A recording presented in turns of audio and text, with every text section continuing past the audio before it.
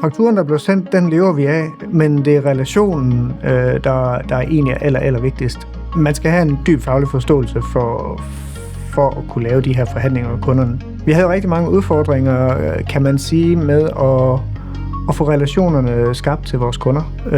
Vi er et stort hus med rigtig mange mennesker, men at forstå, at man i bund og grund er en forhandling hver gang, du snakker med en kunde, det var en af de udfordringer, vi stod med.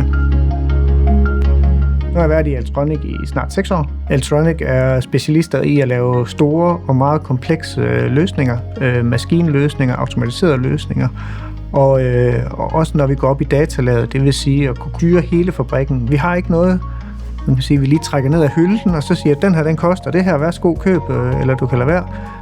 Det er noget, vi udvikler, og vi udvikler det i samarbejde med kunden. Så det er ikke os, der bare sidder tilbage heller og siger, nu sidder vi og udvikler det her, det bliver pissegodt, værsgo.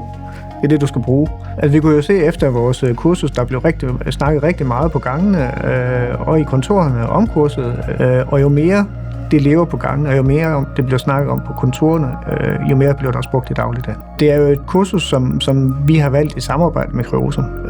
Det er et kursus, som vi føler vil give rigtig stor værdi for Altronic, fordi det tapper fuldstændig ind i vores værdisæt, og det vi gerne vil sammen med vores kunder.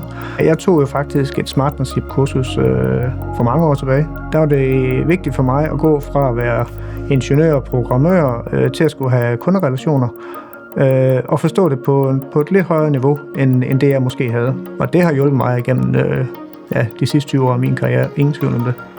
Meget, meget velorganiseret, og indholdet levet mere end rigeligt op til forventet. Og så synes jeg, det var meget, meget positivt, at vi havde case stories, hvor vi virkelig fik gået det her træning igennem. Og så opfølgningsdagene et stykke tid efter, hvor man ligesom kunne genbesøge det og prøve igen, for ligesom at være sikker på, at vi også brugte det, og ligesom få lavet et touch-up. Det var rigtig fint, så alt i alt et fantastisk forløb.